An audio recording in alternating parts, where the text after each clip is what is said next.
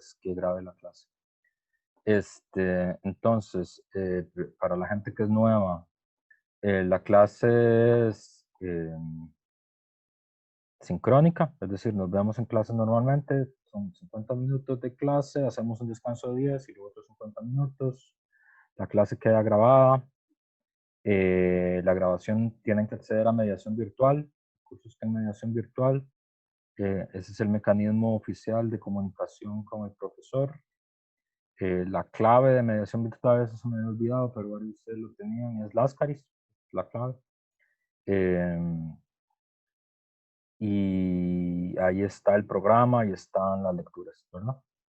Aunque en esta primera parte yo estaba haciendo una introducción porque como el curso es Historia del Pensamiento Costarricense, lo primero que vamos a ver es de dónde viene la idea de lo costarricense en la historia del pensamiento, ¿verdad? O sea, ¿qué es eso? Y habíamos empezado con la idea de América, ¿verdad? Porque Costa Rica es un decantado de América, que es una idea que no existe hasta el siglo XVI, es decir, la idea de América es una idea que se construye en el siglo XVI. O sea, no hay idea de América en Platón, ni en Aristóteles, ni en Santo Tomás de Aquino, no existe eso. Y esa idea se va forjando a través de una serie de materiales que combinan los mapas, ¿verdad? La geografía fantástica, y que tiene también como materia prima la imaginación medieval, ¿verdad? Es decir, los conocimientos que tenía la humanidad en ese periodo, que es un conocimiento que mezcla la leyenda, la imaginación, la fantasía y la teología, ¿verdad?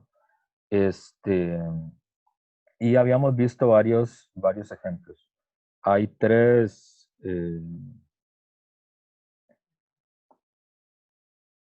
grandes fuentes para entender la mentalidad medieval con la que llegan los europeos bueno, no eran europeos en ese momento, los españoles y los portugueses y los genoveses a América. Y esa mentalidad mezcla lo que se sabía gracias a la Biblia, ¿verdad? Por ejemplo, eh,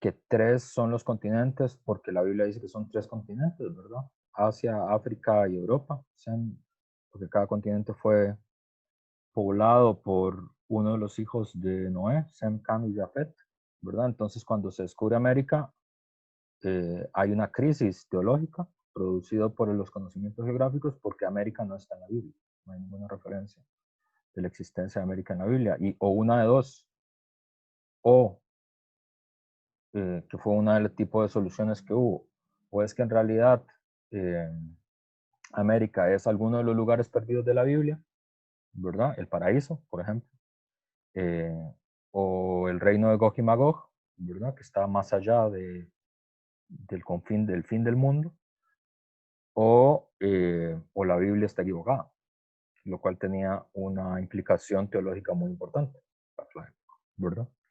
Entonces en América se depositaron muchos de los miedos de las fantasías americanas, ¿verdad? Perdón, de las fantasías europeas, ¿verdad? Que mezclaban el conocimiento que traían de los portulanos, de los mapas medievales, como este, que es el más famoso, el portulano de Jerjes. Aquí, por ejemplo, está el reino de Gog y Magog, que si ustedes fueron educados en la fe católica, probablemente es, porque este es el último estado confesional del cosmos, entonces probablemente todos fueron educados en la fe católica. Es lo que es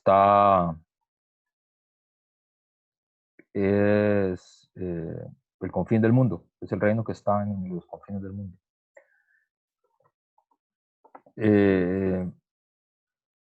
Aquí hay otros ejemplos de geografía fantástica. Este género desapareció, ¿verdad? No existe nada similar a la geografía fantástica actualmente, porque ese género, que es lo que está antes de la ciencia moderna, ¿verdad? Se decantó en su componente científico hacia la geografía, ¿verdad? Que es una ciencia social, pero bueno, si ustedes tienen amigos de geografía, les pueden preguntar. En nuestro caso, la geografía es casi una ingeniería, ¿verdad? Está muy cercano a ser una ingeniería. O sea, es una ciencia muy exacta, pues. Hay algunos, qué sé yo, eh, radicales que hablan de la geografía humana y ese tipo de cosas, pero la geografía es básicamente una ingeniería. Eh, como se enseña en la U, ¿verdad? No, no necesariamente, pero como se enseña en la U es básicamente una geografía. Ahí ustedes pueden ver cómo, por ejemplo, en estos textos de los que habíamos hablado, que son las primeras descripciones que hay sobre América, son los viajes de Colón, ¿verdad? Y que con esa información se va forjando la idea de América en la conciencia europea. Este, uno puede ver ya con claridad la presencia en un proceso de descubrimiento geográfico, digamos, de conquista, de colonia, pero también de descubrimiento, ¿verdad? De nueva geografía, de nuevas botánicas, de nueva zoología, eh, la imaginación medieval, ¿verdad? Una de las primeras descripciones que hace Colón, la existencia de eh, cinocéfalos en América, ¿verdad? De hombres con cabeza de perro. Y a partir de ahí, ¿qué es esto? Ariela hizo cara de por qué el profesor está hablando de gente con cabeza de perro, porque Colón describe que en Cuba hay gente con cabeza de perro, está ahí, claramente. Y desde muy temprano hay una polaridad sobre las características de quienes habitan ese nuevo continente que nadie esperaba que existiera. Se sabía que había, siempre hubo sospechas, eso no es nuevo, de que había algo después, digamos, en ultramar, para usar los términos medievales, es decir, más allá de España, que es donde está, bueno, de la actual España, de Iberia, de la época, ¿verdad? A veces me disculpan el anacronismo, ¿verdad? A veces por hablar fácil. Yo digo Europa, pero Europa no existe hasta como el siglo XVII, ¿verdad? O España, no existe España en ese periodo, digamos, es el reino de Aragón y Castilla, ¿verdad? A veces se me, se me sale por hablar rápido, ¿verdad? Pero ese es un problema como que hay que hacer, ¿verdad? Por ejemplo, cuando uno dice Colón llegó a Costa Rica, eso es un anacronismo, no existe Costa Rica en 1502, ¿verdad? O sea, Costa Rica existe como hasta 1870, más o menos, como una realidad, eh, digamos, eficaz. Entonces, ese tipo de problemas son de los problemas que hay que ir, como pues, poniendo ahí. Entonces, aparece una polaridad desde muy temprano, que es la polaridad del buen salvaje, ¿verdad? Que es gente desnuda, sin armas y sin ley, como dice Colón, que es una de las primeras ideas del salvajismo, es decir, una sociedad sin Estado, es una de las 4 características para entender que es un bárbaro. Eh, y también monstruos, que es la otra cosa, ¿verdad? O sea, cosas que parecen que son humanos, pero no estamos muy seguros si son humanos, ¿verdad? Como los cinocéfalos, ¿verdad? Y aquí hay otros ejemplos, ¿verdad? Todo esto está en los mapas, es decir, son textos que tienen pretensiones de verdad, es decir, no es como cuando nosotros leemos Narnia o leemos El Señor de los Anillos o Juego de Tronos o cualquiera de estas eh, grandes sagas, digamos, de literatura fantástica que narran reinos escondidos o reinos perdidos, ese tipo de cosas, porque ahí de entrada hay una pretensión de ficción, todo el mundo sabe que no son verdad, pero es una fantasía. Y ese es el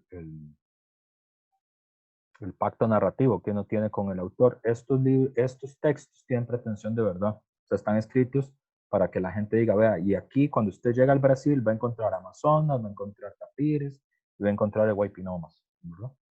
Esto es 1600, ¿verdad? Es la temprana modernidad. Esta es la portada de los viajes de Walter Raleigh, que es cuando Walter Raleigh cuenta qué es lo que él encuentra en América. Walter Raleigh es el Cristóbal Colón de Estados Unidos, digamos.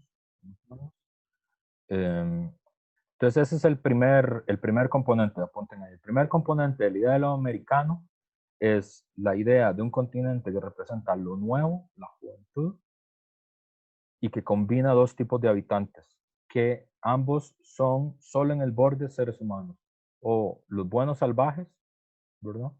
O los monstruos, ¿verdad? Una de las primeras grandes discusiones filosóficas de la modernidad es justamente un debate que se da entre eh, Bartolomé de las Casas y Ginés de Sepúlveda en 1552, creo que es ese debate, el debate de Sevilla, eh, donde la discusión es qué, qué son esos habitantes de ese continente nuevo al que han llegado los españoles y los portugueses, o sea, qué son, ¿verdad? Primero, porque como todavía no nos hemos desprendido del todo de la mentalidad medieval, no hay información ni en Platón, ni en Aristóteles, ni en la Biblia de ese continente, no hay ninguna información, es decir, no son etíopes, no son armenios, ¿verdad? Porque en Platón y en Aristóteles hay informaciones sobre los etíopes, sobre los egipcios, sobre los armenios, pero sobre ya lo conocíamos. Pero estos tipos que están en América no teníamos noticias de eso, ¿verdad? Y hay un debate muy interesante porque tiene unas implicaciones filosóficas, políticas, antropológicas muy importantes. La decisión que se toma en Sevilla es que quienes habitan América son homúnculos. Esa es la fórmula que se encuentra. ¿Qué es homúnculo? Algo que como que parece que es un hombre, pero no lo es realmente, ¿verdad? Por ejemplo, en la teoría biológica del periodo se suponía que el embarazo de las mujeres lo que tenía en la panza eran homúnculos, o sea, pequeños hombres, ¿verdad? Em, entonces, eso es la forma en la que se dice. Es decir, desde muy temprano hay un cuestionamiento de la humanidad de los habitantes de América, ¿verdad? O bien porque son naturaleza, ¿verdad? Porque son eh, gente desnuda, sin armas y sin ley, o bien porque son monstruos, ¿verdad? Están más acá o más allá de la humanidad.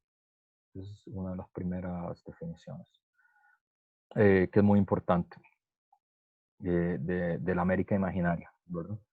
Eh, Luego de eso hay un proceso que tal vez vamos a ver más con detalle cuando leamos el texto de Quijano, eh, pero digamos el otro elemento importante como para que vayamos viendo es que tiene que ver con la construcción de lo latinoamericano, porque Costa Rica es parte de América Latina, aunque muchas veces los costarricenses olvidan que son parte de América Latina, o que, digamos, mucha de la identidad nacional costarricense está forjada sobre la idea de que no se es parte de América Latina o que se es una excepción en América Latina, ¿verdad? Inclusive en la forma en la que, si ustedes se fijan, en la forma en la que es presentada la crisis pandémica todos los días en, en noticiario, ¿verdad? Es la idea de que Costa Rica es un país excepcional o diferente, inclusive en la forma en la que trata la pandemia, ¿verdad? Es una de las inercialidades ideológicas más fácilmente reconocibles para nosotros, ¿verdad? Y con las que hemos sido más educados. Pero la otra cosa que ustedes pueden haber identificado mucho eh, es en relación con los estereotipos que los latinoamericanos tenemos sobre nosotros mismos.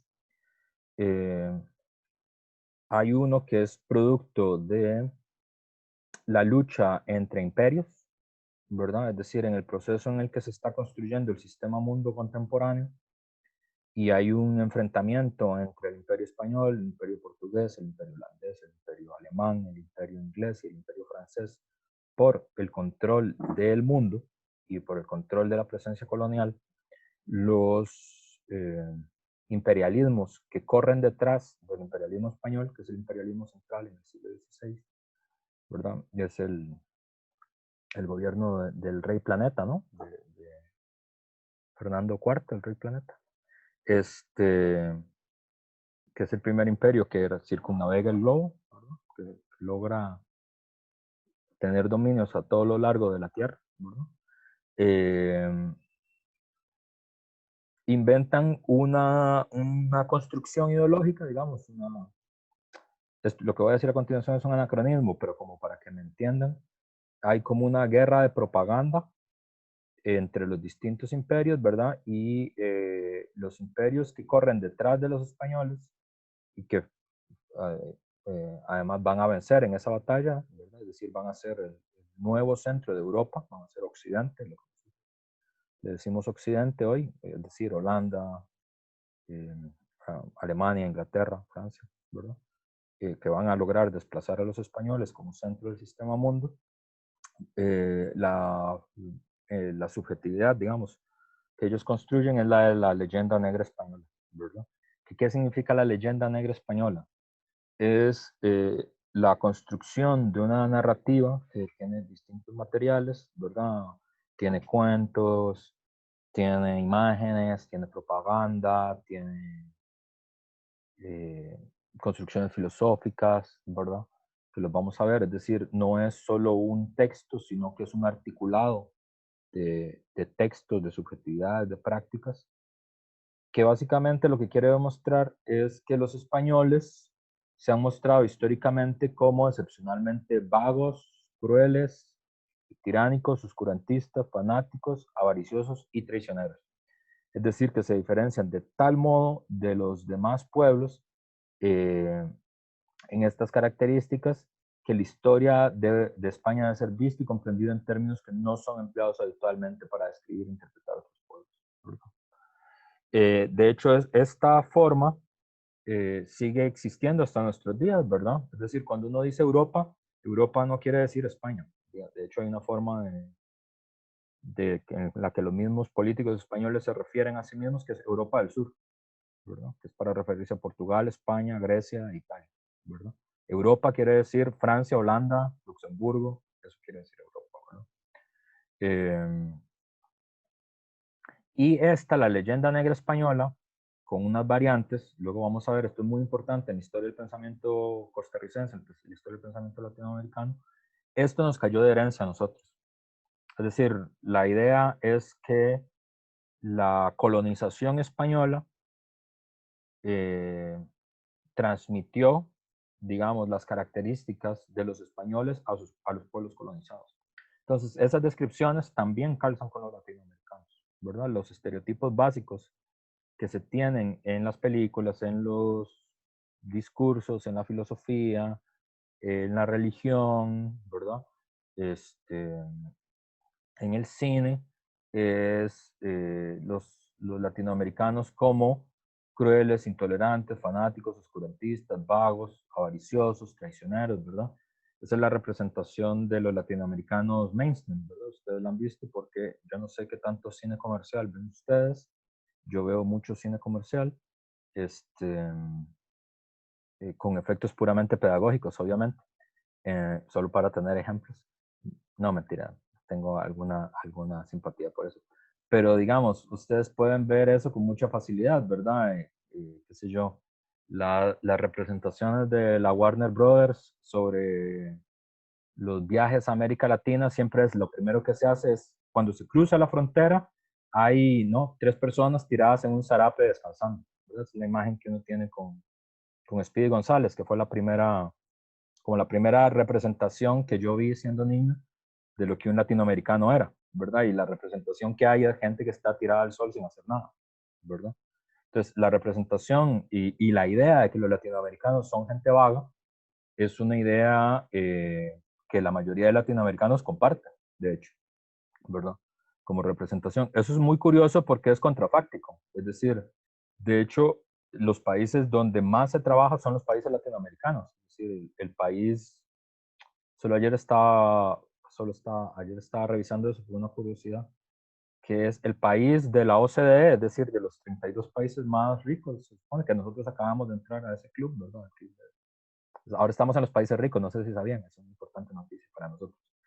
Este, el país de la OCDE que menos días de vacaciones tiene es México, ¿verdad? Es decir, México tiene 6 días de vacaciones oficiales, eso es lo que descansan los mexicanos, ¿verdad? Los alemanes tienen 30 días de vacaciones, ¿verdad? Y sin embargo, la idea de que los mexicanos o los latinoamericanos en general son gente vaga es una idea muy, digamos, muy a la mano, es muy fácil ver esa imagen, ¿verdad? la imagen del desorden, la imagen de la tiranía, ¿verdad? Es decir, cada vez que, qué sé yo, en Rápidos y Furiosos, en cualquiera de las películas de la saga, ¿verdad? Cuando visitan América Latina, siempre hay algún coronel corrupto, algún político corrupto que van ¿no? a detener o que van a pagarle para que los deje pasar, ¿verdad? Eh, siempre aparece, las primeras escenas que aparecen siempre que aparece América Latina es una gallina y una cruz, ¿verdad? Entonces, esas imágenes, usted las puede ver en casi cualquier cine comercial, ¿verdad? Muy, muy fácil de ver, ¿verdad? Este, y eso no es, ¿cómo decirlo? No es como mala intención de los directores de cine o puede haber algo de ignorancia también, sin duda, pero es, digamos, no es una construcción nueva, es una construcción que tiene 500 años de estarse forjando, ¿verdad? Entonces tiene el peso de las cosas que tienen 500 años de estarse forjando, ¿verdad? Y sobre todo, son ideas que nosotros mismos compartimos sobre nosotros, ¿verdad?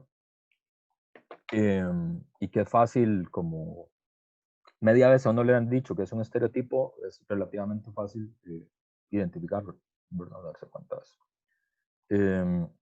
Vamos a ver cómo se construyó esto de la idea de la leyenda negra. Esto es importante porque mucho de la construcción de lo latinoamericano y por lo tanto de lo costarricense también está asociado a, o bueno, o por un lado, eh, ¿cómo se dice?, abrazar la herencia española como un signo de identificación, que sería lo que nos conecta con Occidente para oponerlo al pasado indígena o al pasado negro, al pasado africano, o bien rechazar la herencia española como algo que nos conecta con la barbarie, ¿verdad? Entonces,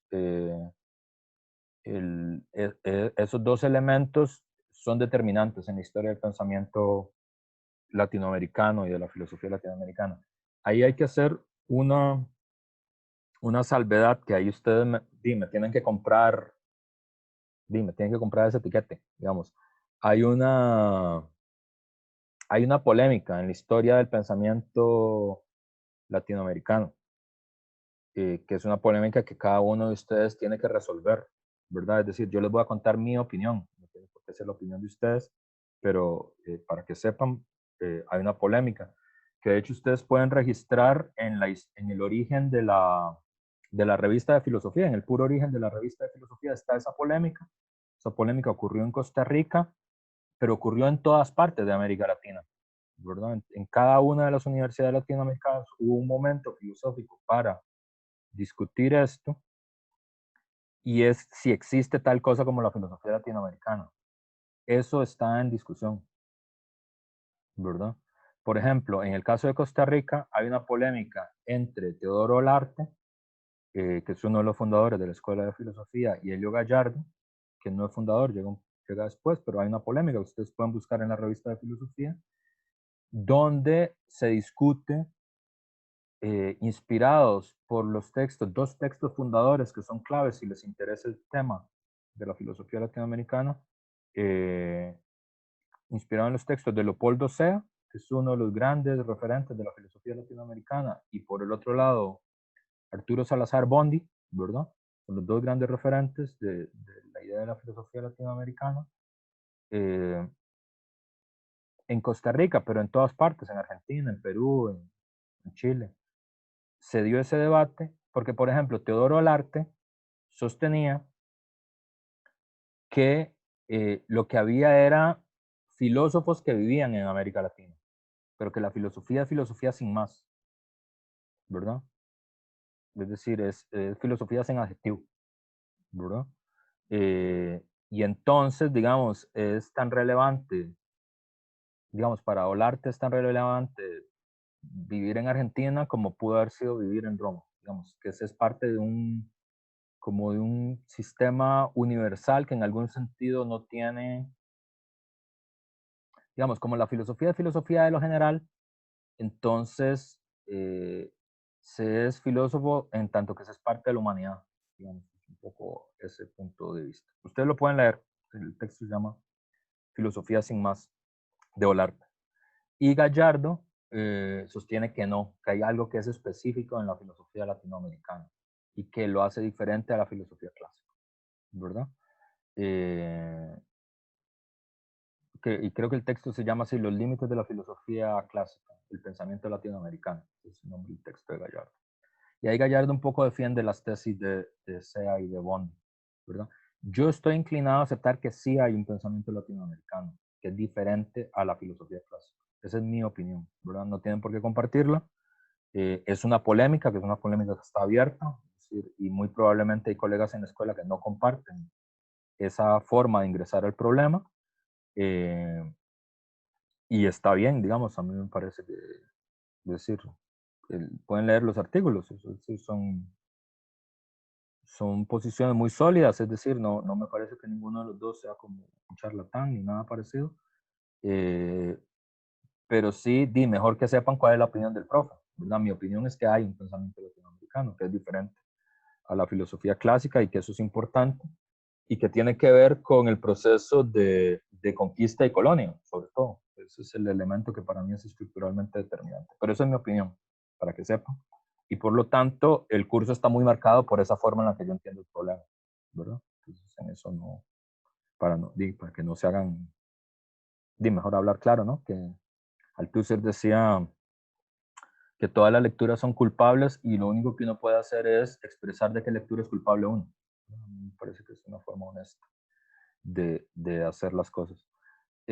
Bueno, esta es parte de la leyenda negra española que tiene que ver con la guerra de propaganda que organizan los imperios que corren detrás del imperio español. Les había dicho que, por ejemplo, uno de los textos que nosotros los latinoamericanos consideramos uno de los primeros grandes alegatos en defensa de los indígenas, que es la brevísima relación de la destrucción de Indias de Bartolomé de las Casas, es conocida por nosotros sobre todo porque los holandeses y los alemanes usaron ese texto como, como material ideológico, como insumo para su polémica contra la dominación española, ¿verdad? De hecho, las ilustraciones estas que ustedes seguro han visto alguna vez en sus libros de estudios sociales, que justamente demuestran como la brutalidad y la violencia, ilustran, ¿no?, la brutalidad y la violencia con la que fue llevada adelante la conquista española, son ilustrados por Theodor de Oray, que es un holandés, ¿verdad?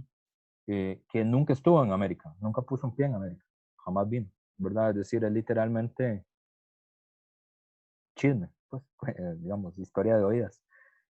Como cuando uno le cuenta un chisme en el barrio y uno se lo imagina, es así, ¿verdad? Eh, bueno, ahora no le pueden contar chismes en el barrio porque estamos confinados, pero cuando se podían contar chismes en el barrio, es más o menos así. Bueno, y ahí están las imágenes, ¿verdad?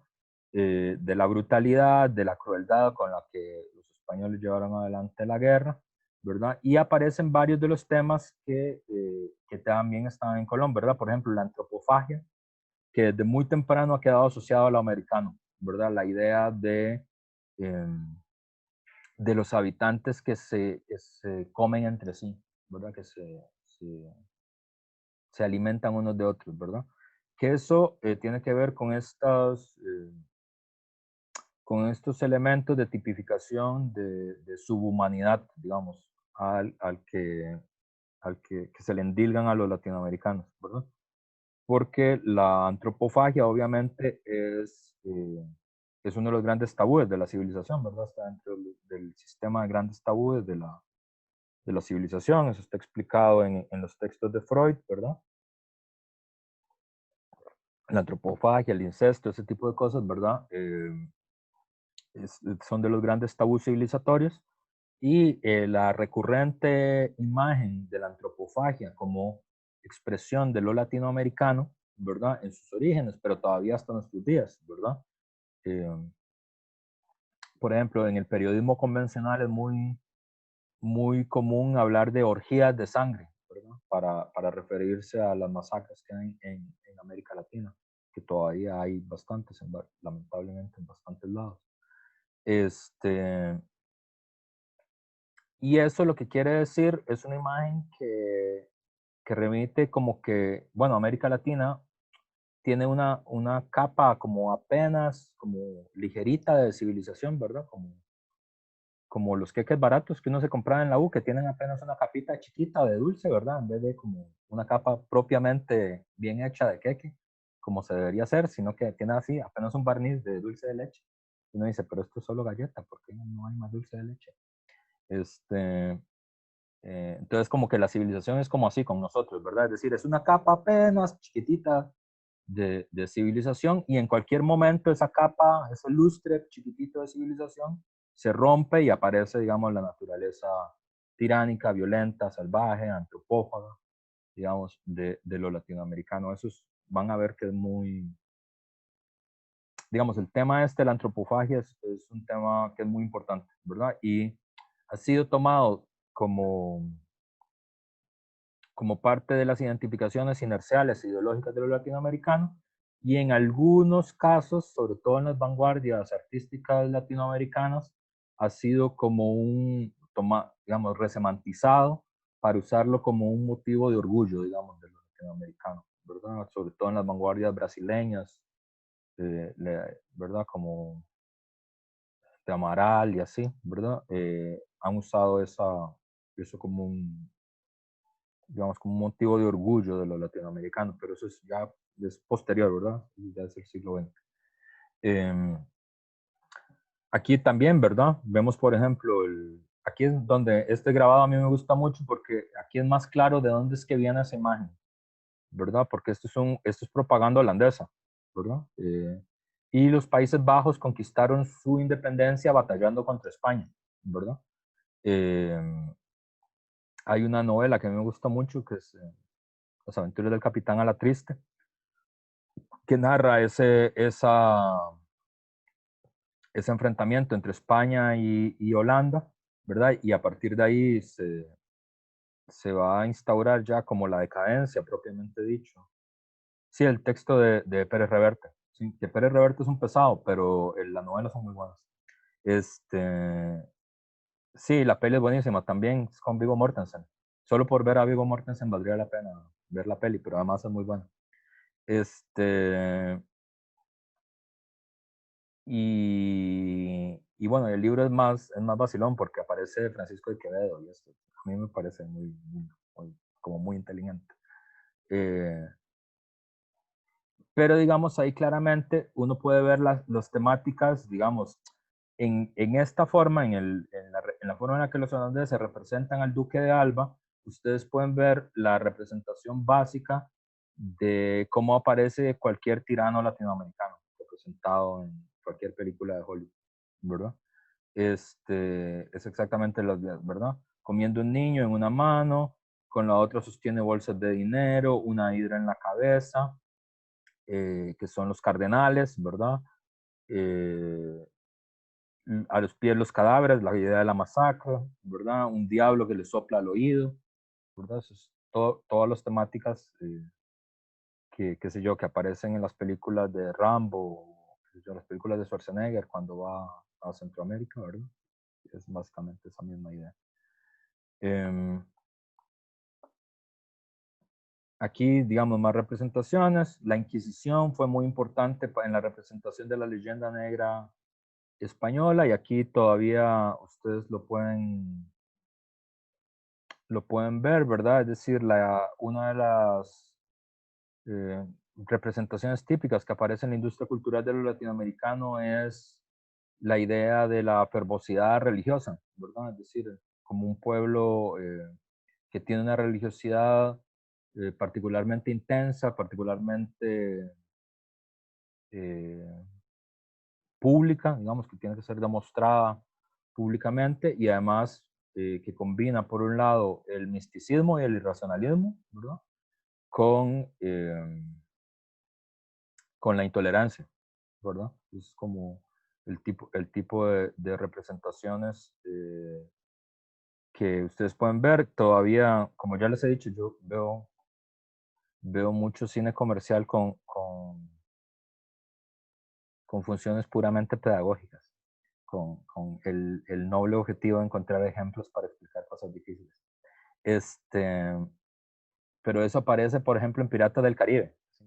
¿verdad? En la película de Johnny Depp, que es al final todo se resuelve con los españoles llegando y prendiéndole fuego a todo, ¿verdad? En nombre de la Santa Madre Iglesia, ¿verdad? Entonces, ese tipo de representaciones todavía ustedes lo pueden ver. Aquí ya esto es más avanzado. Esto es una sátira británica que fue publicado debido a la guerra de la oreja de Jenkins, que es la guerra con el nombre más simpático que yo he oído en mi vida. No es simpática la historia, pero el nombre de la guerra es simpática, que se llama la guerra de la oreja de Jenkins porque Jenkins era un pirata, un colaborador de el imperio inglés, digamos, en su competencia contra España, tenía una especie de acuerdo turbio con los piratas, ¿verdad? Que los piratas siempre han sido siempre han sido ilegales, digamos, la piratería siempre ha sido ilegal, pero digamos que durante mucho tiempo fue tolerada y usada por, por el imperio inglés, digamos, en su lucha contra los españoles. Entonces los españoles lo que hicieron fue que le cortaron la oreja y se la mandaron a la reina para que la dejara de molestar. Y hubo una guerra ahí por el control de Jamaica a partir de eso.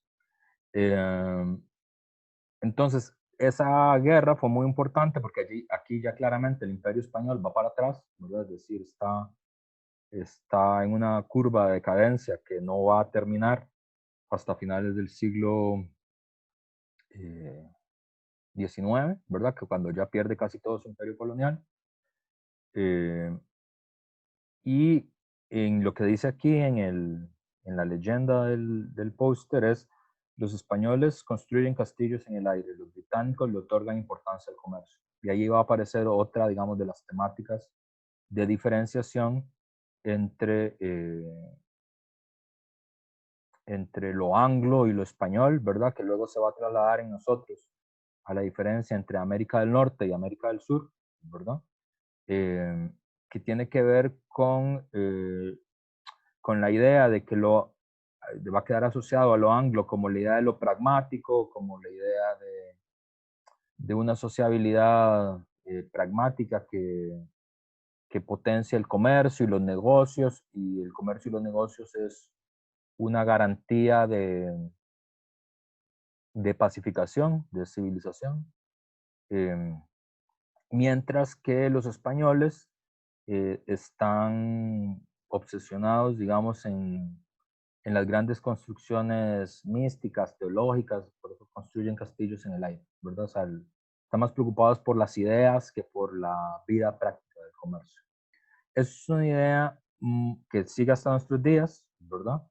La inmensa mayoría de escritores de esa fuente inagotable de conocimiento que es la página 15 de La Nación, están absolutamente seguros de que el problema de América Latina es que es incapaz de usar bien sus riquezas, ¿verdad? Y que por eso lo mejor es que las entreguen a alguien que lo sepa usar, ¿verdad? El último estadio de esa polémica es la polémica entre Elon Musk, el magnate que fue el primero que organizó viajes privados a la Luna, ¿verdad? No sé si lo ubican, es el dueño de Tesla.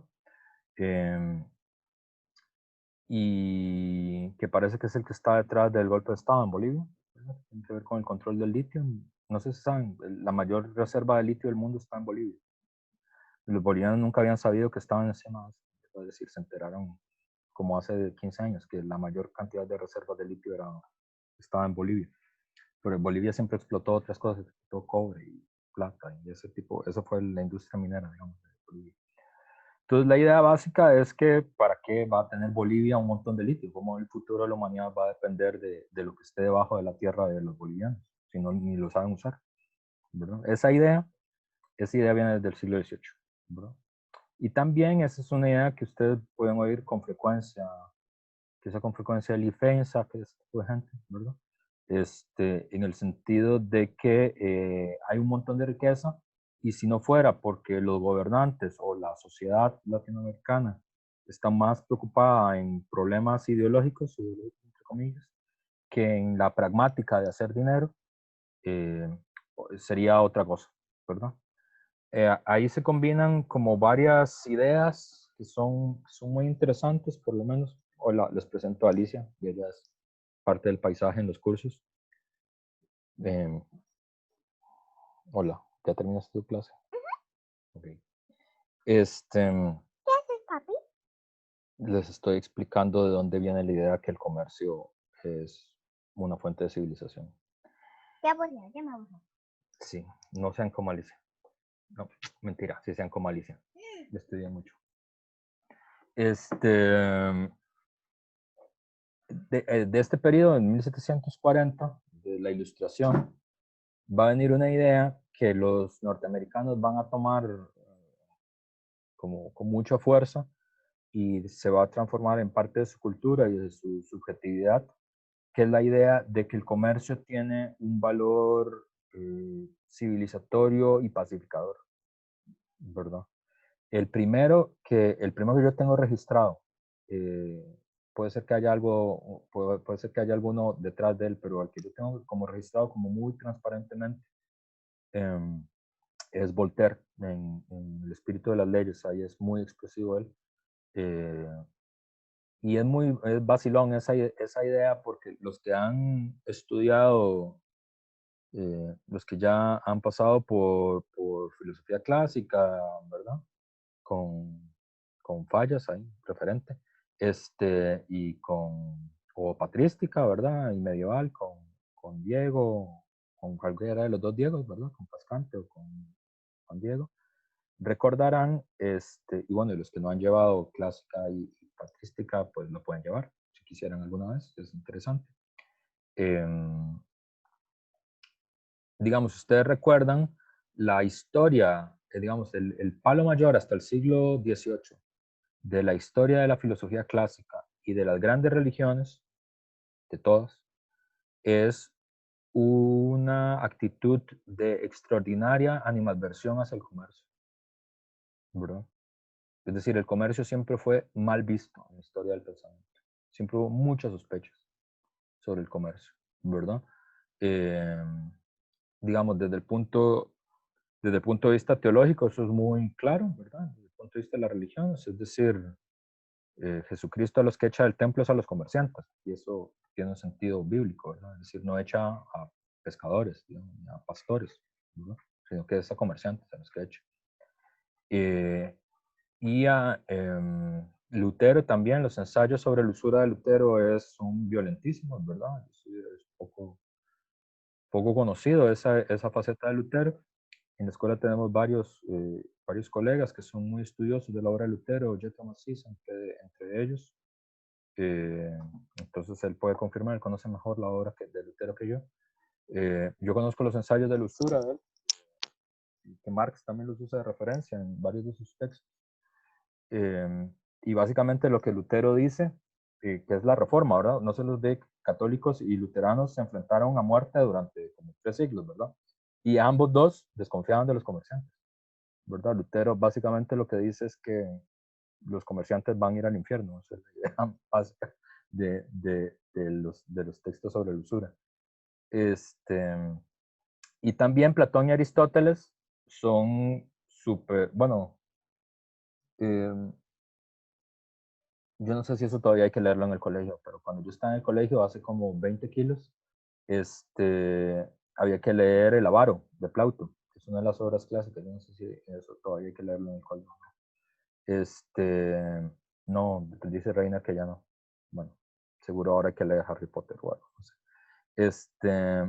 Bueno, pero antes había que leer, a mí me tocó leer El Avaro, que aunque me costó un poco leerlo, me acuerdo cuando me terminó de gustar mucho la obra, y básicamente es una condena del atesoramiento, ¿verdad? Es decir, la gente que atesora dinero es vista con malos ojos en el mundo clásico, ¿verdad? Midas también es visto con malos ojos. Es decir, toda la gente que se vuelve rica por la vía del comercio, las grandes religiones y la filosofía clásica hasta el siglo XVIII siempre dijeron, aquí hay algo raro. En la tradición popular, digamos, no tan sofisticada como la gran teología y la filosofía clásica, hasta nuestros días, se sigue sospechando que la gente que se vuelve rica muy rápidamente es porque le vendió su alma al diablo, ¿verdad? Eso todavía en las leyendas populares guanacastecas, por ejemplo, en Don Chico y el Diablo, que es un texto que escribió Iván Molina, es un texto muy, muy lindo. Y si tienen familia en Guanacaste, habrán oído alguna de las leyendas. Esa suposición está ahí, ¿verdad?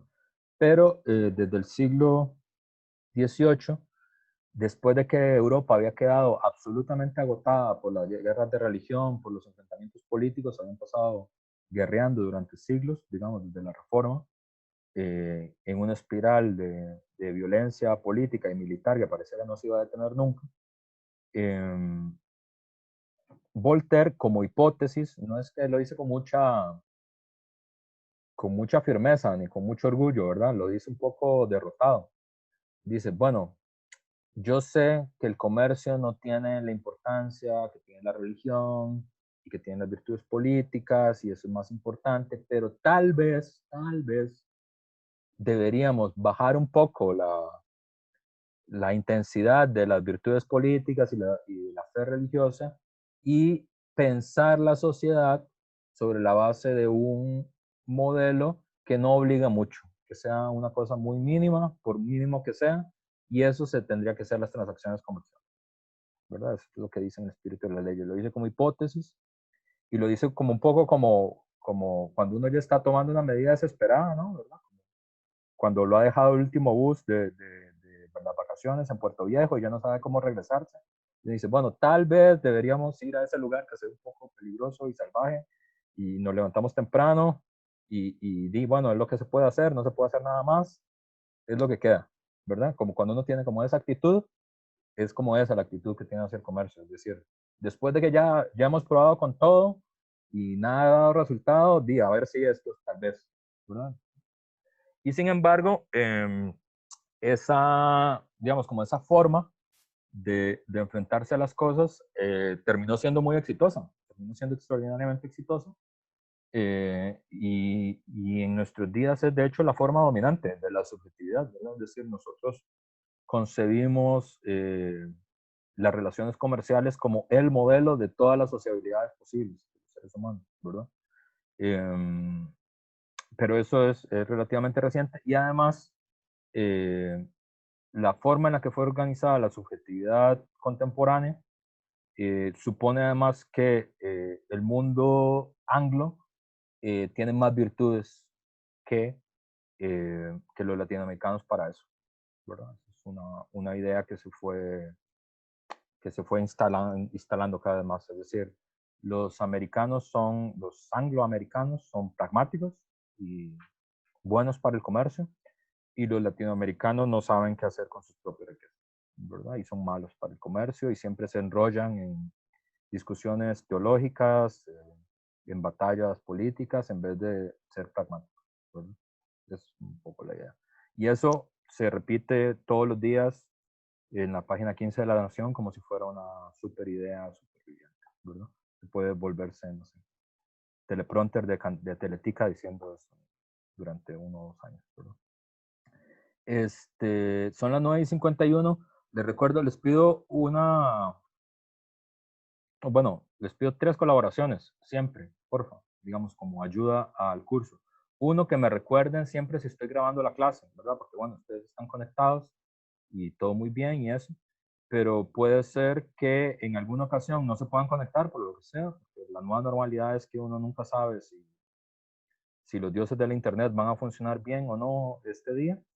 Ustedes saben que hay un problema estructural en el país, que es no es un país con una gran banda ancha, ¿verdad? Y de hecho, uno de los grandes dramas, digamos, de lo que está pasando es que hay más o menos como medio millón de estudiantes que no tienen conectividad en el país y nadie discute demasiado sobre eso, ¿verdad?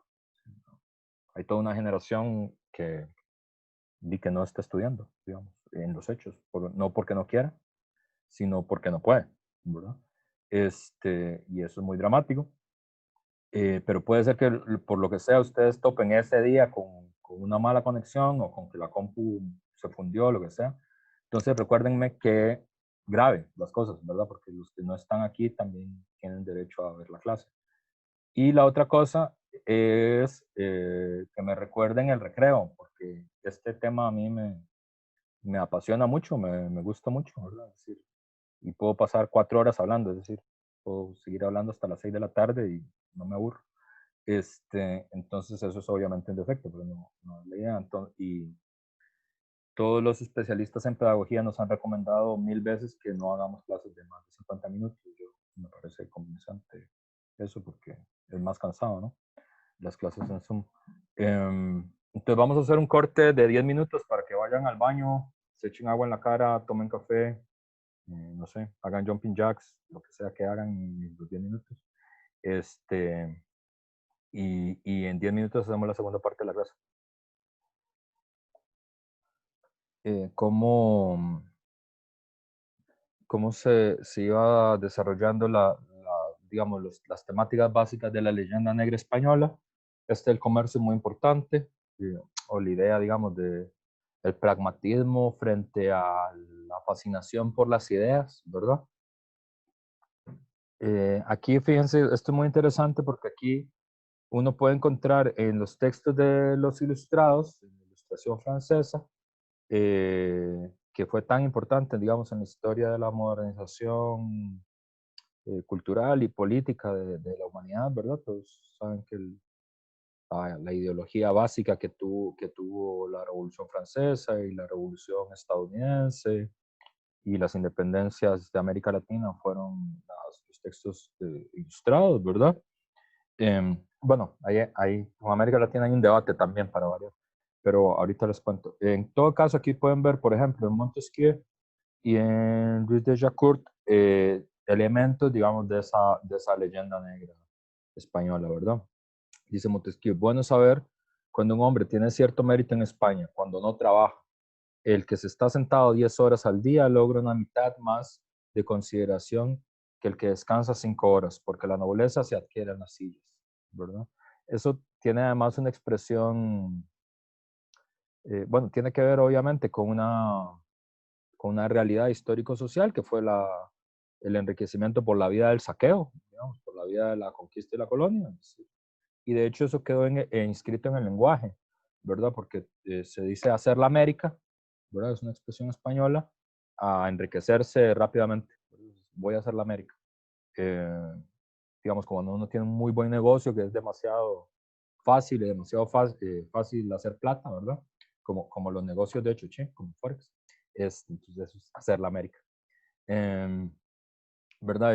Y Jocurt dice, hacía falta que el genio de los españoles aún tuviera algo más implacable que el de las demás naciones. Se ven las crueldades pensadas que cometieron en el Nuevo Mundo.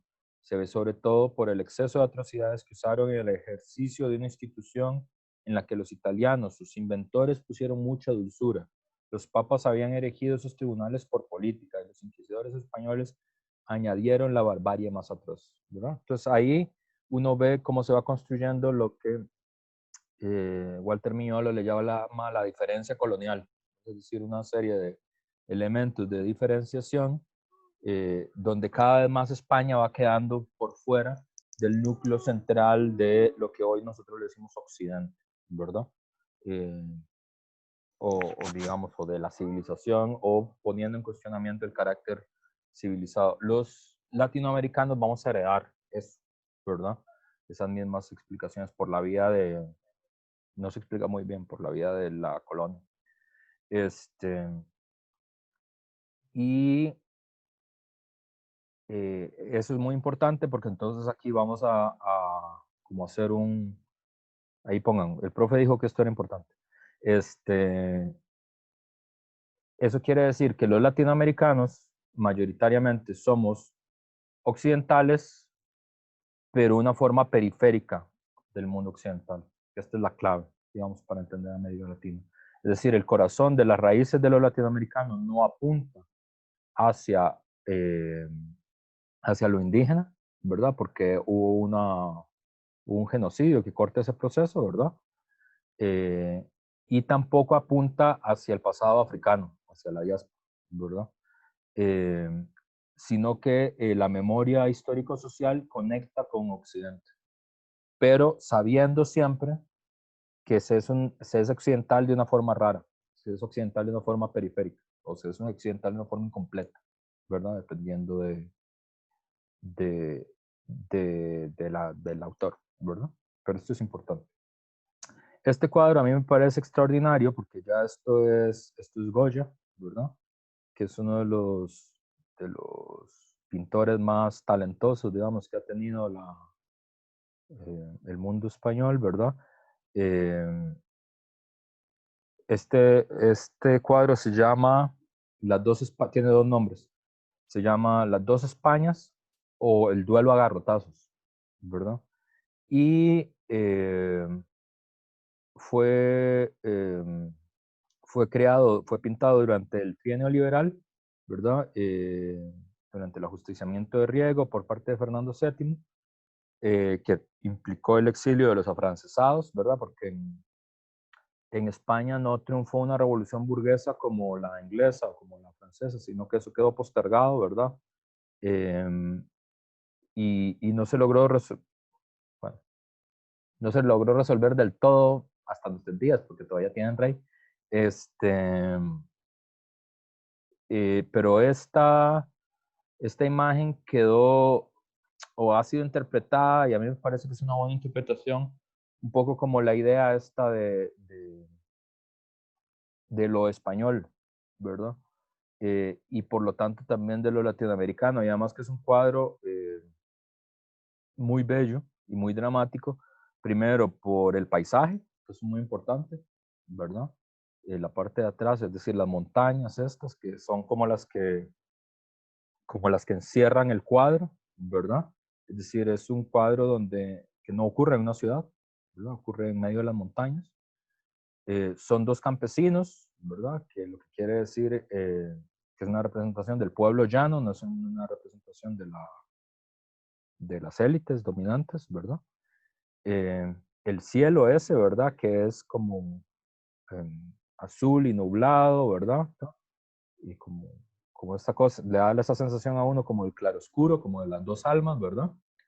Eh, y dos personas que son iguales, enfrentados a muerte, uno con otro, de la forma más brutal posible, además, ¿verdad? Porque no es que se están peleando con espadas, que sería como un signo de, ¿no?, de nobleza, o con armas de fuego, que sería como un signo de modernidad, ¿verdad? Aunque sea brutal, sino que se enfrentan a garrotazos, ¿verdad? Que lo que intenta representar es como sí, digamos, como esta profundidad salvaje y violenta apenas recubierta con un barniz de civilización, ¿verdad? Eh, y esta imagen quedó como imagen de lo español, ¿verdad? Y también como de lo latinoamericano, ¿verdad? Como este tipo de visión. Les había dicho también que si tienen dudas o preguntas o intervenciones, solo las hacen, ¿verdad? Yo es que voy como rápido y a veces acaparo demasiado la palabra, ya de por sí lo hacía en las clases normales y con Zoom es más difícil. Entonces, porfa, los que quieran intervenir cuando quieran, ¿no?, solo lo hacen o piden la palabra o lo que sea. Bueno, hay como un resumen esto es de Francis Willoughby, este, es un texto del siglo XVII, sobre en qué consiste la leyenda negra española, ¿verdad? Que también esto fue, si ustedes se fijan, sigue siendo las identificaciones inerciales sobre lo que se supone que América Latina es. Uno, tienen mala religión. Esto es muy interesante porque eh, digamos, en la distinción en la construcción del sistema mundo, en la construcción del sistema moderno colonial, eh, así como hay, eh, digamos, conocimientos, digamos, así como hay lenguajes que son lenguajes que vale la pena aprender, digamos, que son como los lenguajes autorizados de la ciencia, y lenguajes que son como folclóricos de aprender, así hay también, digamos, buenas y malas religiones, ¿verdad? Em, y curiosamente, digamos, eh, con, con el, bueno, que eso es fácil de ver en las películas, ¿verdad? Por ejemplo, el Islam es una mala religión, de entrada, ¿verdad? O, o el vudú haitiano es una mala religión, ¿verdad? Porque nunca aparecen representaciones positivas de esa religión en ninguna representación, quedaron como del lado malo, ¿verdad? En cambio, el cristianismo en su versión anglo-protestante, el judaísmo, el budismo occidental, quedaron como de las representaciones buenas, ¿verdad? Como la religiosidad buena. El catolicismo quedó como a medio palo ahí, como no está dentro de las malas, no es el vudú haitiano ni el islam wahabita, pero tampoco son los metodistas de Utah, ¿verdad? Entonces quedamos ahí como,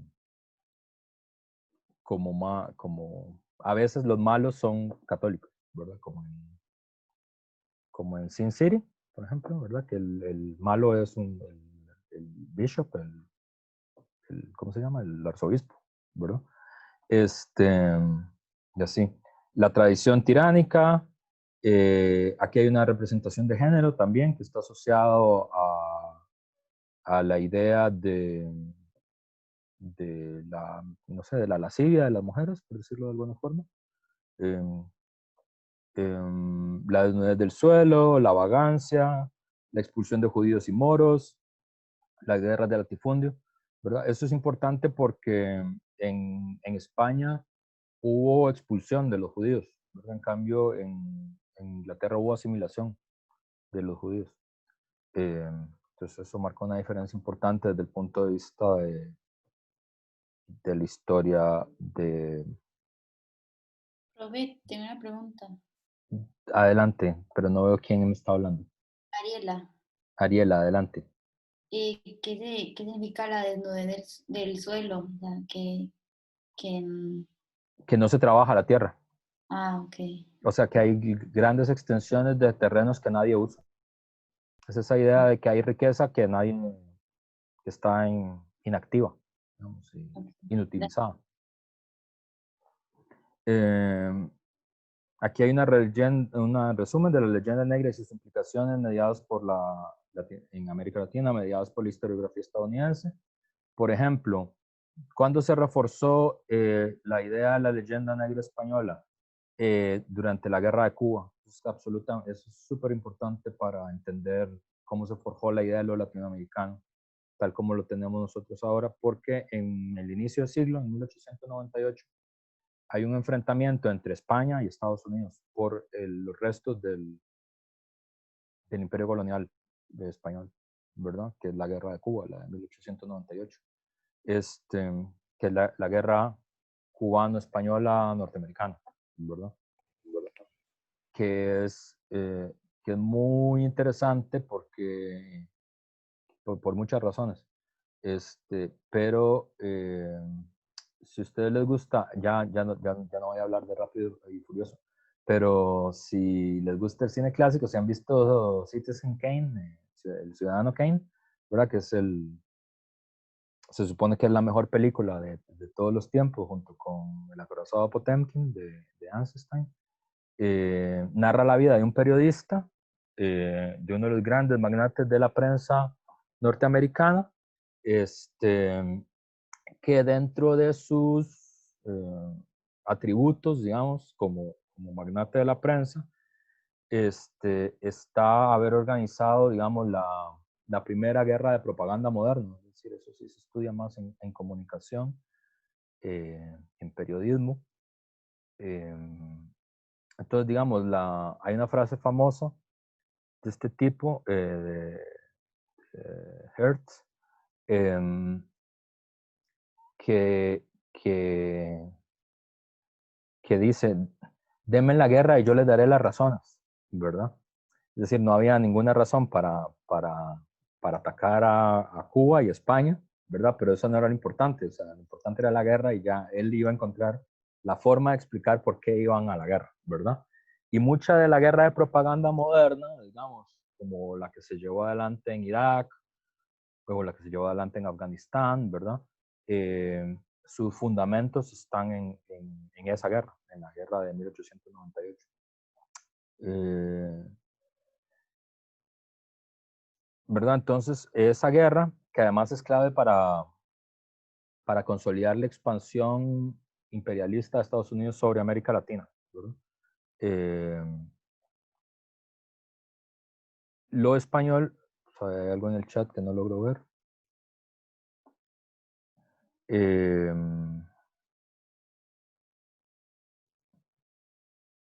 ¿Cómo se llama? Ah, ya, Citizen Kane.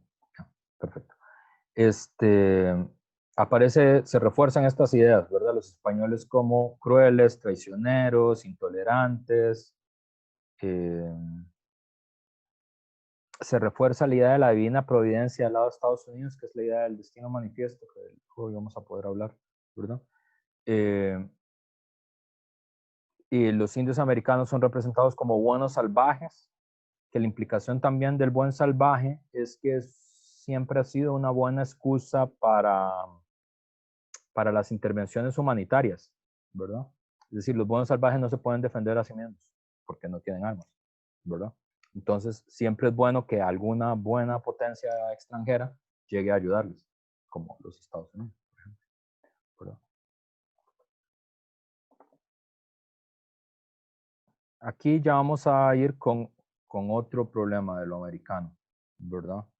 Entonces, dos cosas que hemos visto hasta ahora. ¿Cómo se construye la idea de América y dentro de eso la idea de América Latina? Uno, alimentado por la imaginación medieval, ¿verdad? La primera.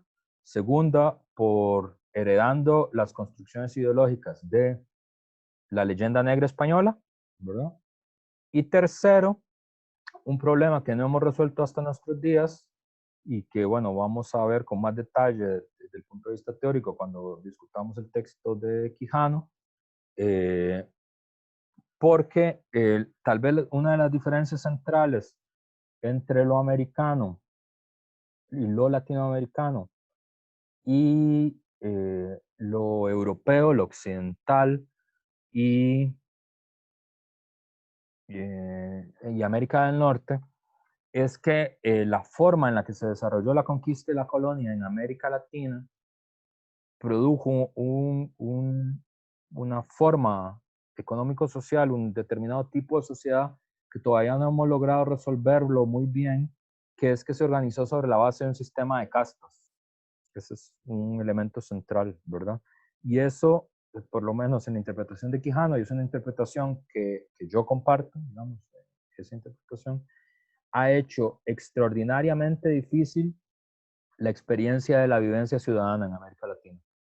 Digamos, la forma en la que se construyó América Latina, media vez ya fueron derrotadas, digamos, las resistencias fundamentales de los imperios indígenas, ¿verdad? Y además se llevó adelante la importación masiva de esclavos de África, ¿verdad? Después de derrotar al reino de Benín y al reino de Angola, ¿verdad?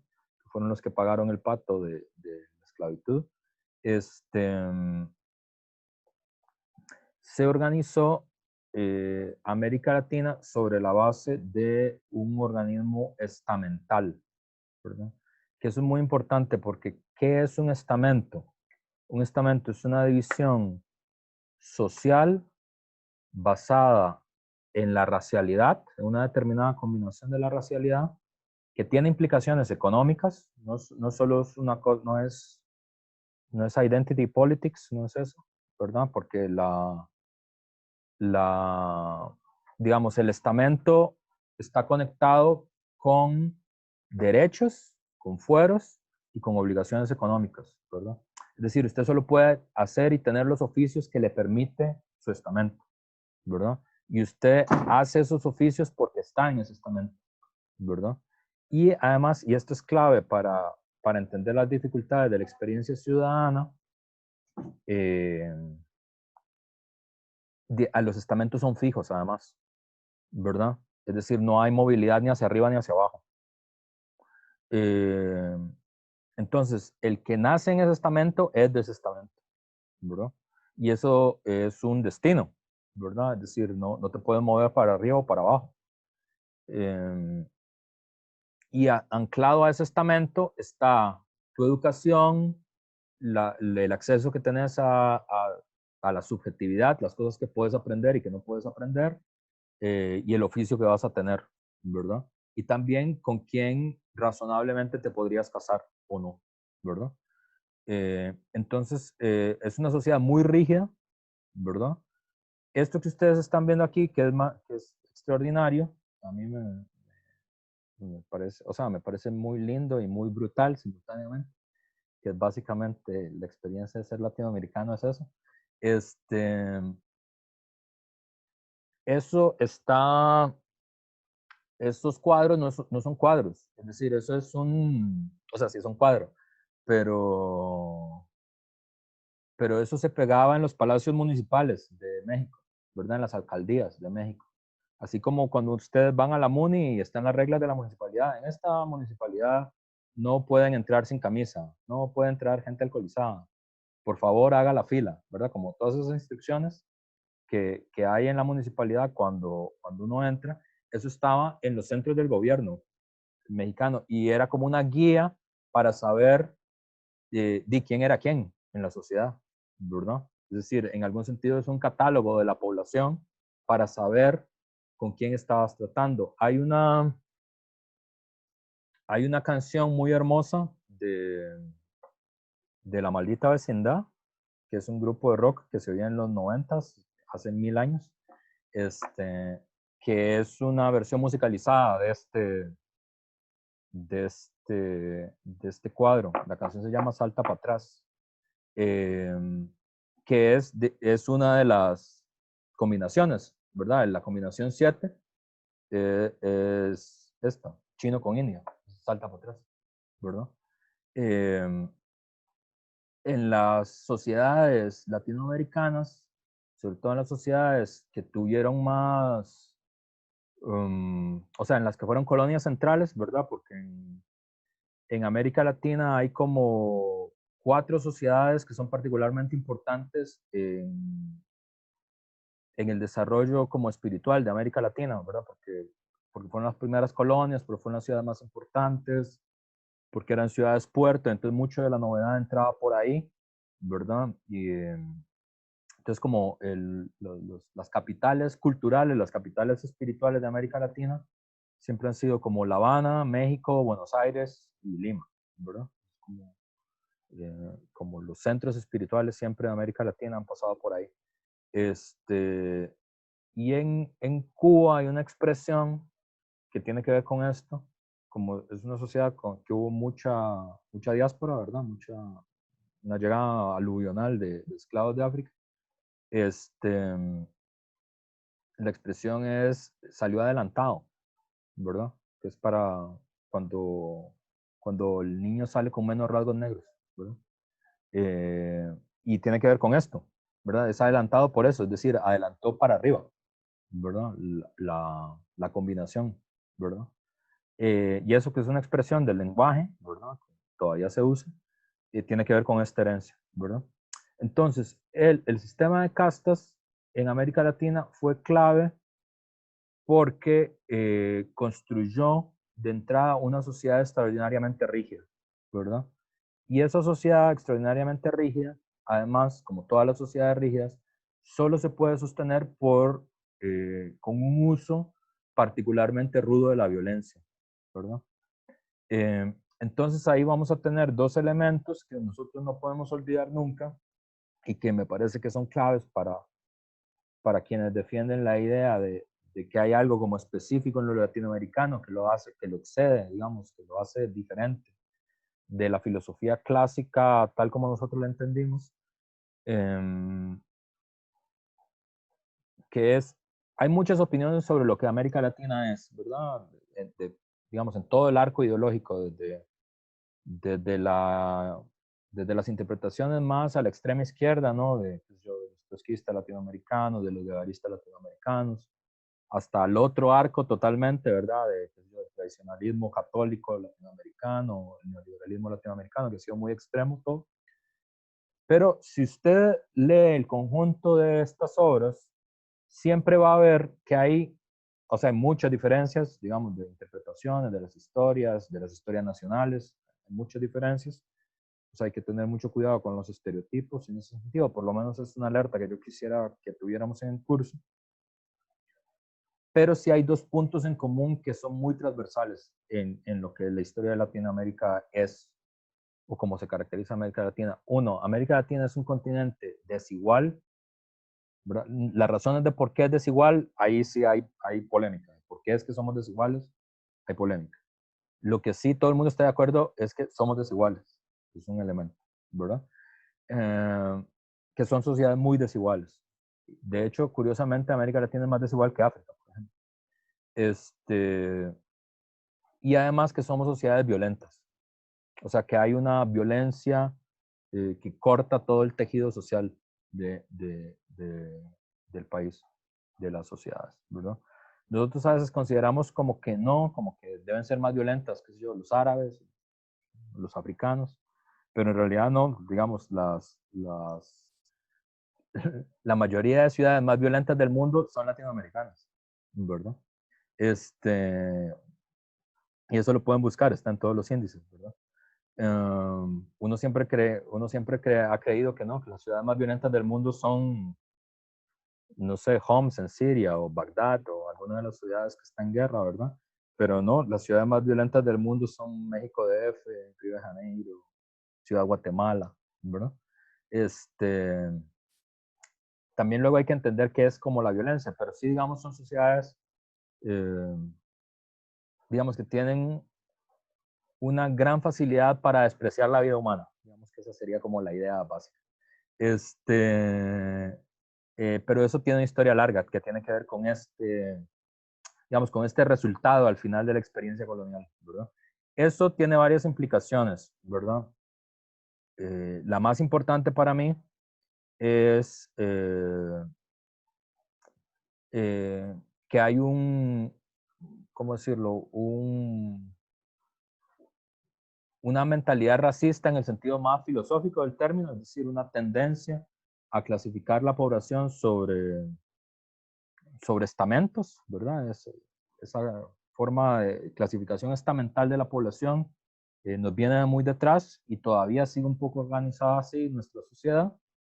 Y hay una gran dificultad para las experiencias ciudadanas en el sentido también más filosófico del término, en el sentido de una experiencia que implique la igualdad social y la igualdad política, ¿verdad? Es decir,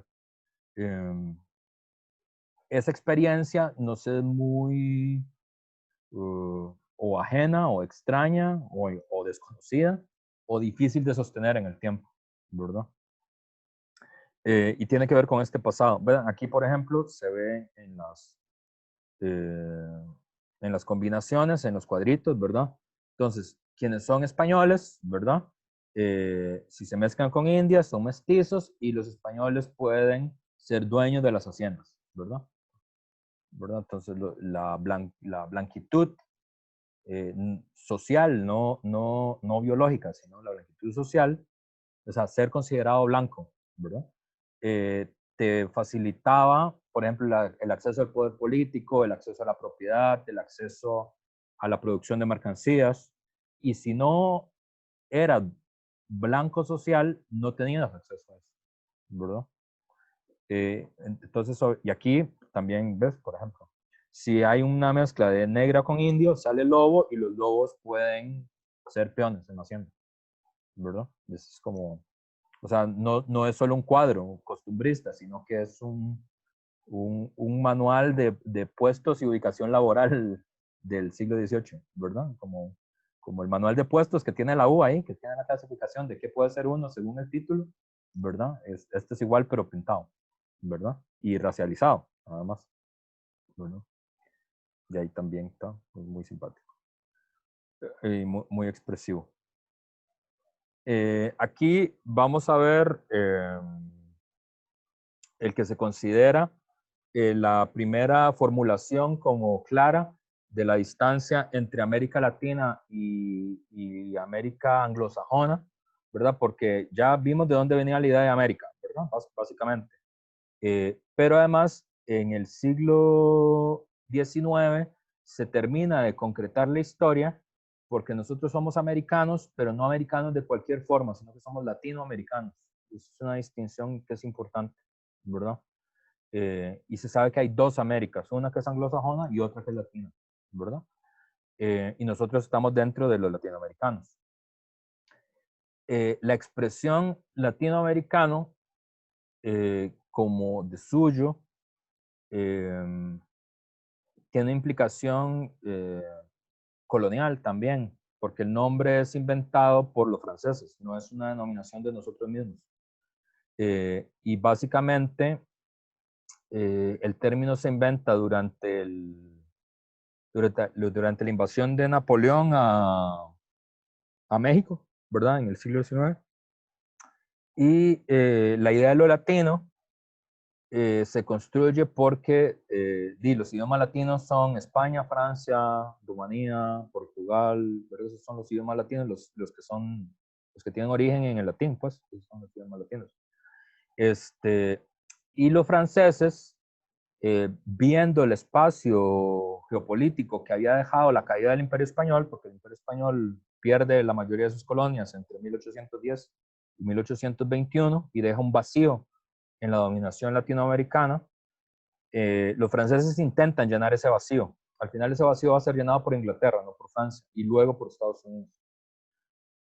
Pero en el intento, que el intento más serio que hacen es intentar invadir México, y de ahí viene la palabra mariachi, por cierto, es tan importante en México, es matrimonio, ¿no? Es una españolización de matrimonio en francés. Los franceses construyen la idea de Latinoamérica en el sentido de decir que hay más vínculos entre las ex colonias españolas y Francia que entre las ex colonias españolas y Inglaterra. Y que las ex colonias españolas deberían estar más cerca de Francia que de Inglaterra, ¿verdad? Es un intento de llenar un vacío como centro imperial, ¿verdad? Pero el nombre se nos queda, ¿verdad? La idea de lo latinoamericano, y además se va conceptualizando. Este autor, que vamos a volver a hablar de él luego, José María Torres Caicedo, que es un colombiano muy poco conocido, un tipo muy interesante, porque, bueno, fue un filósofo, fue un poeta, tiene este poema Las dos Américas, que se considera la primera expresión clara, digamos, de la idea de las dos Américas, ¿verdad? De una América Latina y una América anglosajona. Vean que es tardío, es de 1857, es decir, arrancamos desde el siglo VII y ya vamos llegando al siglo XIX.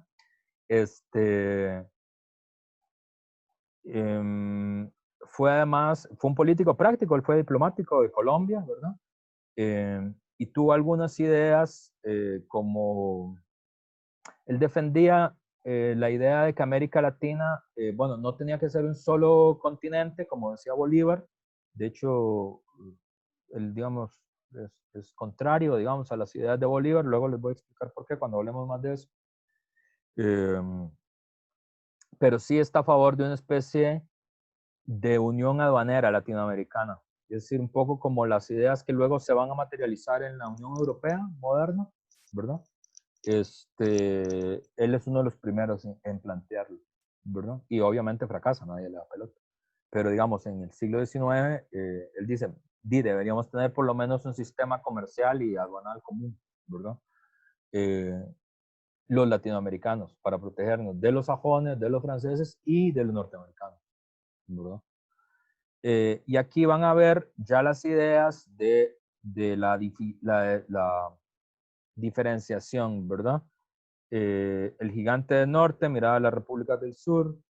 Albión es una expresión que se usa para distinguir lo español de lo anglo, ¿verdad? La pérfida Albión, Pérez Galdós también lo usa. La nación sin niñez, sin juventud, ¿verdad? Y América del Sur está llamada a defender la libertad genuina, la idea nueva, la moral divina, ahí aparece, ¿verdad? La santa ley del amor y la caridad, ¿verdad?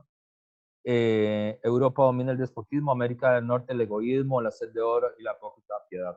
Entonces, a partir del siglo XIX se va a hacer una distinción donde del lado de América Latina va a quedar como los valores espirituales, los valores culturales, una idea como de una espiritualidad profunda, anclada en la devoción católica o anclada en la religiosidad indígena, dependiendo del autor, mientras que los Estados Unidos y la cultura anglo sería pragmática, egoísta, hipócrita, materialista, entendido mal, entendida como lo entendería Edgar Silva, de verdad, en el sentido de como consumista, como safia, ¿verdad? En ese sentido. Y eso se empieza a construir aquí, en este periodo. Y además, los latinoamericanos, y aquí es un punto, se siente orgulloso de la herencia española. No lo ve como un lastre, sino que se siente orgulloso de esa herencia, ¿verdad? Eso va a ser muy polémico dentro de la historia del pensamiento latinoamericano. Si lo español va a ser un punto de apoyo, un punto de no apoyo, de desapoyo, no, de una traba para el desarrollo latinoamericano. Este es otro gran constructor de esa idea, que es a mi humilde entender, y esto, Ángela pregunta, ¿esta concepción de lo anglo como pragmático tiene relación con la migración protestante? Tiene más que ver con el éxito del industrialismo del siglo XVI. Pero sí, se lo terminan ligando a la... O sea, se termina viendo en la religiosidad norteamericana una especie de valor. O sea, ¿saben quién lo explica, quién lo expresa mejor? Que es un texto muy poco leído, o sea, muy citado, muy poco leído, muy mal entendido en la historia de la filosofía, un texto de Francis Fukuyama que se llama El fin de la historia del último hombre. Y ahí la idea que él tiene es que sí, como que hay unos valores protestantes que facilitan como ser pragmático, ¿verdad? El ahorro, no desperdiciar mucho el dinero, ser industrioso, ¿verdad?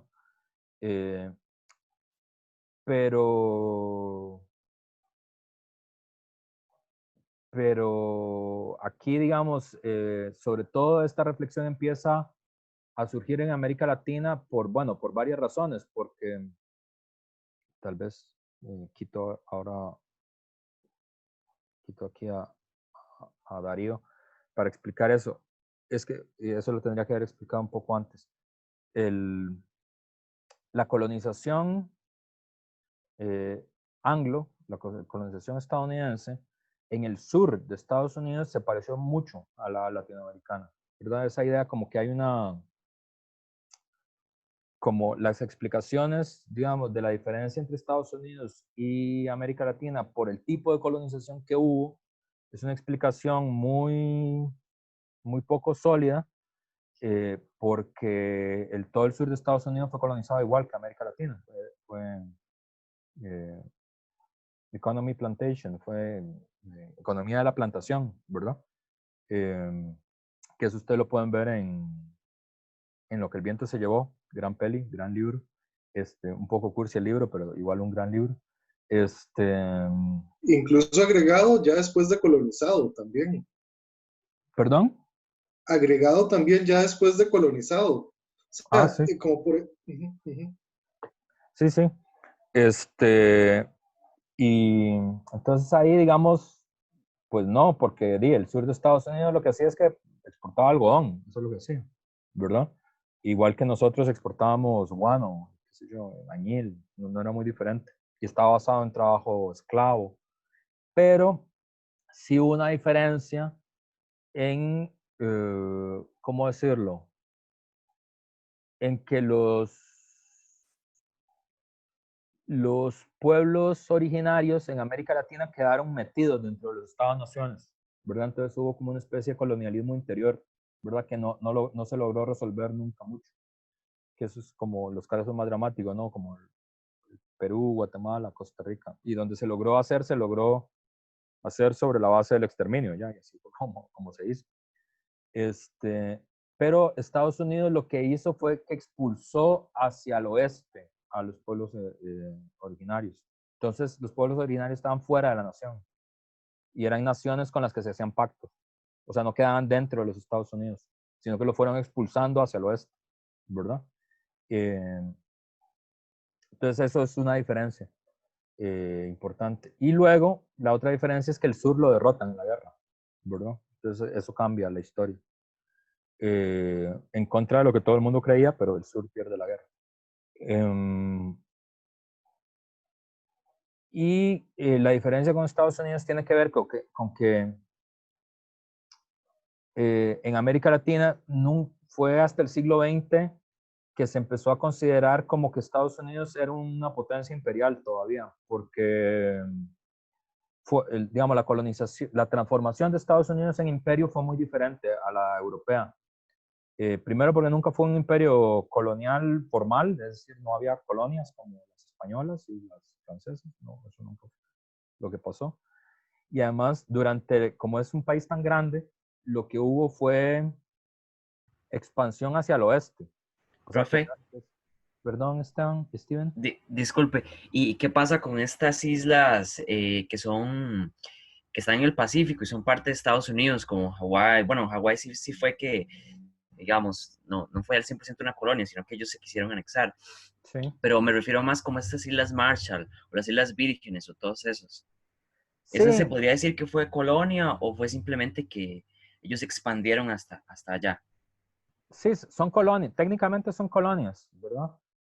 Pero, digamos, pero no era como, no fueron como las colonias españolas, digamos, y las francesas. Es decir, el peso de la dominación colonial siempre fue pequeño, digamos, en relación a la expansión del imperio como tal. Y como dijiste muy bien, por ejemplo, Hawái no se considera una anexión colonial. Nadie bueno, si uno es un poco rojillo, digamos, como dice Elio Gallardo, pues sí, uno dice, claro, Hawái fue anexado colonialmente, pero no fue que hubo una guerra y que las tropas de Estados Unidos entraron a Hawái, sino que fue un pacto, digamos, entre el rey de Hawái y Estados Unidos, ¿verdad? Entonces, digamos, lo que hubo fue expansión hacia el este. En la expansión hacia el este, las primeras alertas es porque en medio de esa expansión hacia el este se quedan con un pedazo de México, ¿verdad? Y luego hacia el Caribe, y ya digamos, cuando las alarmas están prendidas del todo, es con la guerra cubano-estadounidense, ahí ya sí, ahí dicen, no, aquí hay un problema, ¿verdad? Entonces, digamos, durante la segunda parte del siglo XIX, los latinoamericanos no estaban muy seguros si los Estados Unidos eran un aliado o un rival o un enemigo. Es medio borroso eso, ¿verdad? Algunos lo veían con mucha admiración porque parece una sociedad más democrática que la latinoamericana, una sociedad que había como logrado prosperar sin todos los problemas que hubo en América Latina y que además era industriosa, que era exitosa en la producción de la industria. Entonces, eso, ahí ustedes pueden ver como es una nación que se le teme y se le respeta simultáneamente. Por ejemplo, en Costa Rica, el que más expresa eso con claridad es Juan Mora Fernández, Juan Rafael Mora, el de la guerra de la campaña nacional, pues el del 56. Tiene esa doble actitud, ¿verdad? Como de admirar mucho, pero también como de tenerle miedo. Como Cartago cuando juega con Saprissa, ¿verdad? Así, más o menos. Esa actitud. Todo muy bien con Cartago. Bueno, esta es otra representación que es a Roosevelt, que es un poema de finales del siglo de Rubén Darío, quien en humilde opinión del profesor, y esta es una de las únicas cosas que no está en disputa en el curso, es el mejor poeta que ha habido, de Rubén Darío. Es de las pocas cosas que el profesor no está dispuesto a poner como algo que es susceptible de ser debatido, eso no está en debate. Y aquí aparece esta misma idea, ¿verdad? La idea es, ¿verdad? Las estrellas son digamos, de la representación de Estados Unidos. No sé si conocen el poema este de Darío, es como Sillo, ¿verdad? Pero se asocia lo estadounidense a los ritos paganos, a los dioses paganos, al culto a Mamón, que es un culto al dinero, ¿verdad? Es que es un dios del dinero pagano, ¿verdad? Que Marx también hace curiosamente este vínculo, digamos, entre Moloch y Mamón, los dos dioses, los dos grandes dioses del dinero y de los sacrificios paganos, Cartago de Túnez, no Cartago de Tres Ríos. En El Capital también usa esa metáfora, ¿verdad? Y como representación, ¿verdad? De ese pragmatismo y como este desenfreno de la industria, como esta idea de la pretensión de haber desacralizado el mundo, ¿verdad? Y América Latina como orgullosa de la memoria indígena, de la memoria española, de la memoria católica, ¿verdad? De la espiritualidad profunda, ¿verdad? Y ese es otro lugar, ¿verdad? Este es la última tuerca, digamos, del proceso de diferenciación colonial. Este es Samuel Huntington, que escribió un texto en el 2004 que se llama ¿Quiénes somos? Los desafíos de la identidad estadounidense, ¿verdad? Huntington es uno de los grandes pensadores de la corporación Rand, ¿verdad? Es un referente de toda la intelectualidad conservadora estadounidense. Este libro lo escribe después de lo que él considera el desafío a la identidad estadounidense que implica el ataque a las Torres Gemelas del 2001, ¿verdad?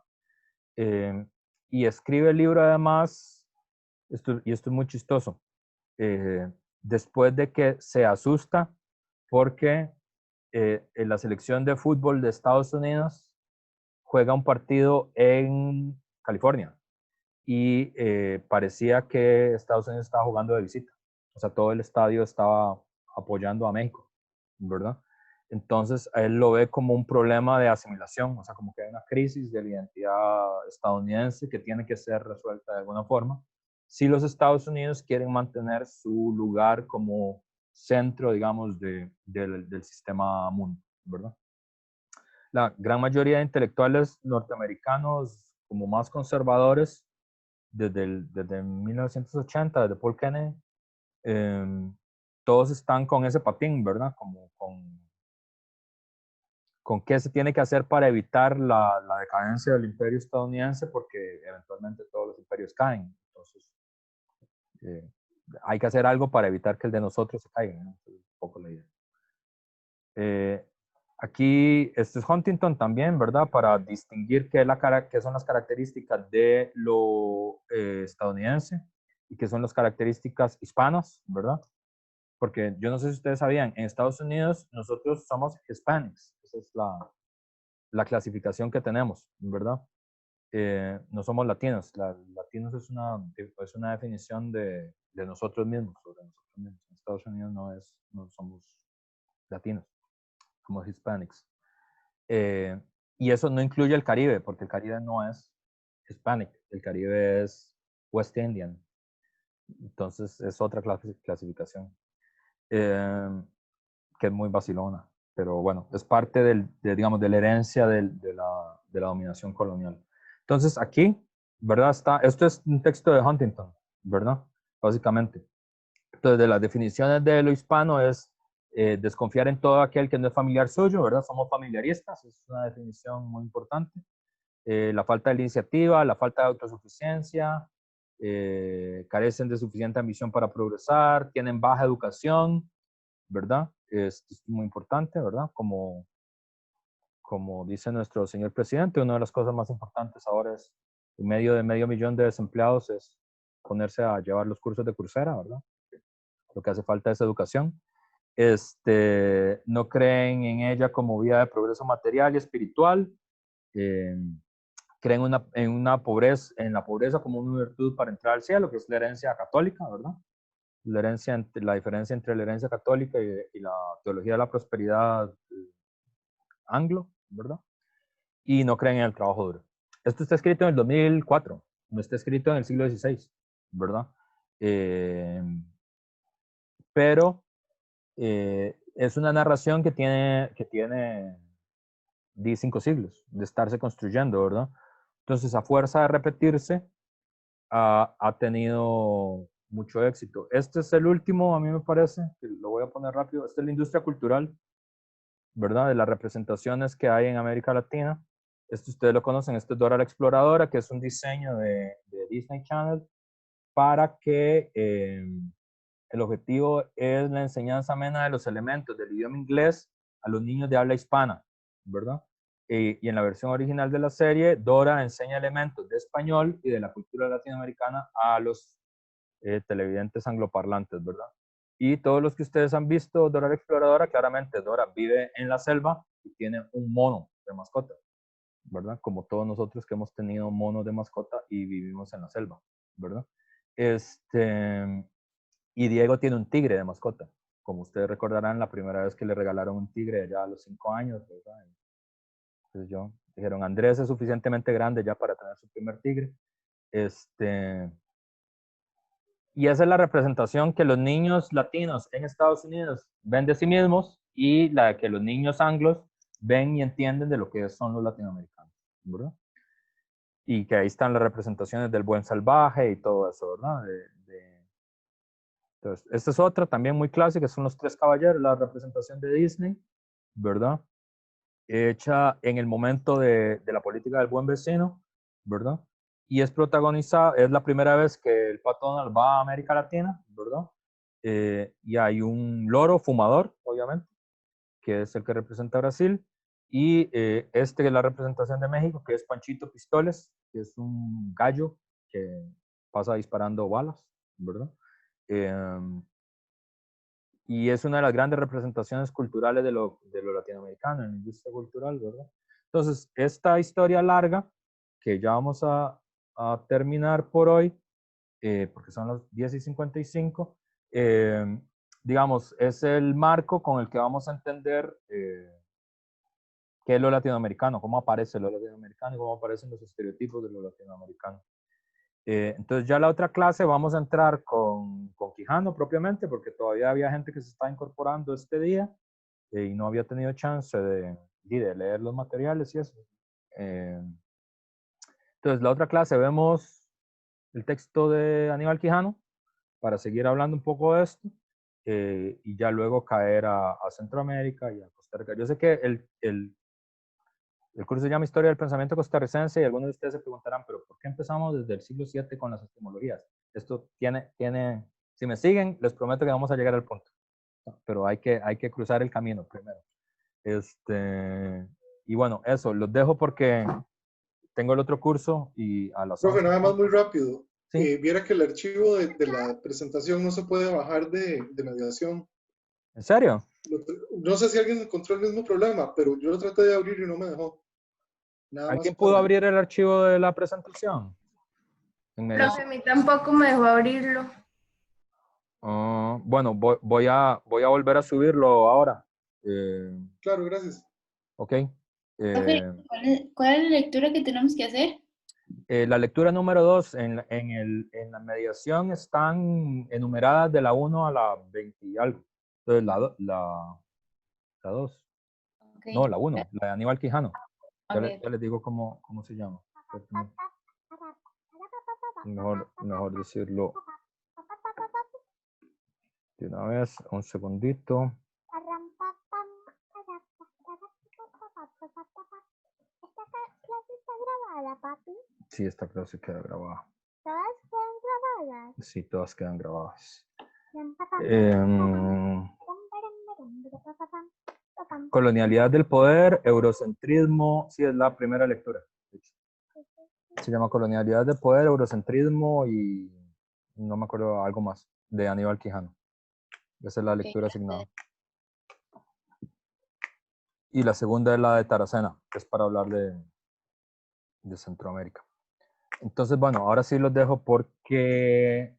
¿Tienes secretaria de español igual conmigo. La profe nos puso a hacer una tarea y tengo que hacer un PowerPoint y no sé cómo hacer eso. No, tengo que dar la otra clase, pero después de eso tengo que ir a hacer esto.